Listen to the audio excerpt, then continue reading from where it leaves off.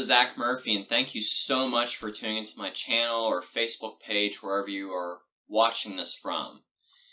This is going to be a short video, and as you can tell from the title, this is another book review for the month of April.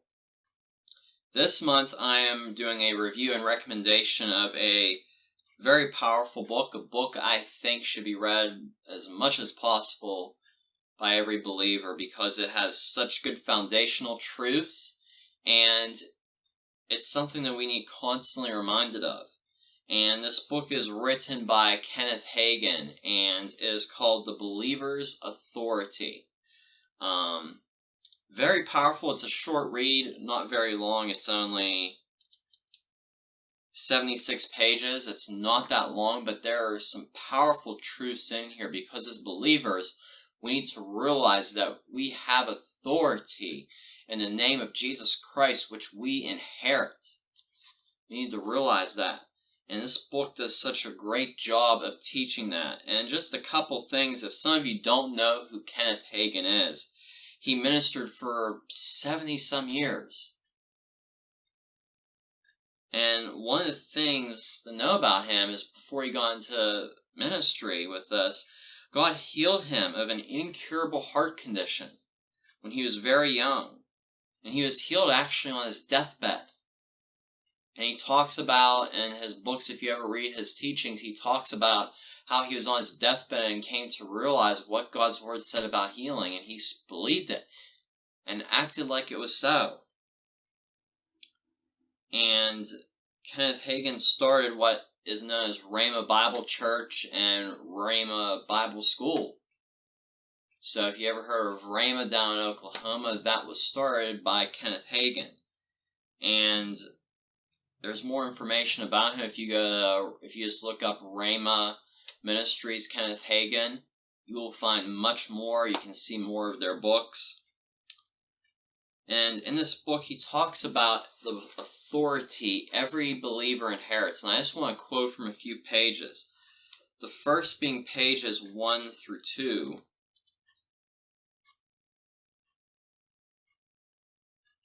Which he actually recommends believers praying the Ephesians prayer over their lives. He talks about prayers from Paul's letters, and one of them is the Ephesians prayer from Ephesians 3 verses 14 and 19.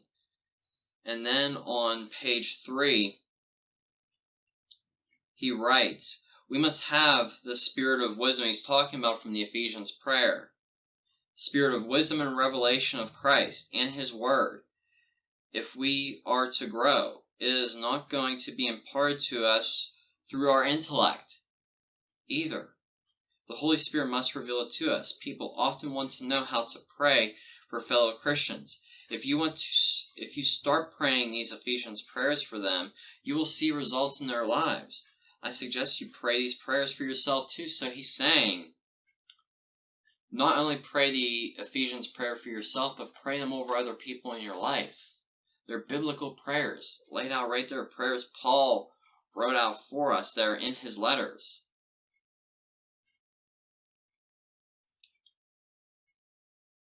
And also on page 10 in his book,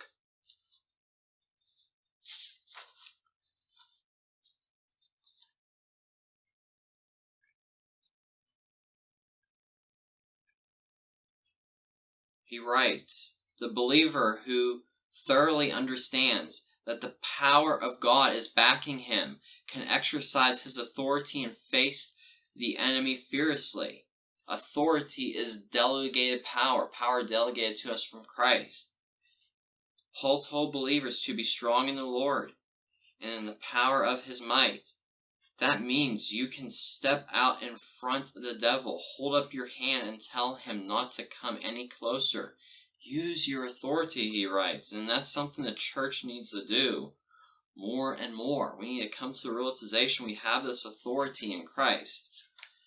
And also page 27. Does the church in this century have less authority than it did right after Jesus' death, burial, and resurrection and ascension and seating at the right hand of the Father's hand? Very thought-provoking question. If it has less authority today, it would have been better for Jesus not to die. But no, bless God, we have the same authority the early church did. So powerful right there. Too many people say that the power of God ceased operating after the apostles, but no, it continues.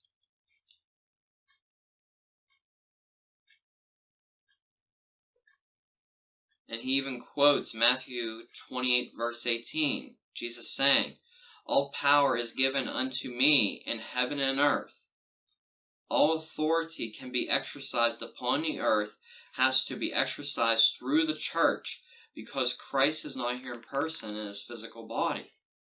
We need to realize the authority we have here as believers. We have authority, and the church needs to realize that, especially that the world is still worried about this pandemic. We need to realize this authority. And lastly, I want to quote from page 31. "I base my faith on what the Word says. Some people's faith is not based on the Bible, however, it's based on manifestation. They operate outside faith in the sense realm. If they get certain manifestations, they think the devil's gone. But he hasn't gone just because you get a manifestation. He's still there. You need to know that and exercise your authority. When circumstances don't change immediately, some people become discouraged and slip back into the natural. They start talking unbelief and they defeat themselves. They give the devil dominion over them. As Smith Wigglesworth often said, I'm not moved by what I see. I'm not moved by what I feel. I'm moved only by what I believe. So stand your ground. We need to stand our ground as believers based on what God's Word says. Don't live by what your circumstances are. Live by what the Word of God says and realize the authority you have been given. So this month, I recommend you pick up a copy of this. The Believer's Authority by Kenneth Hagin. I highly recommend this book, and I highly recommend you meditate on what is being said here. Meditate on the scriptures he gives you in this book.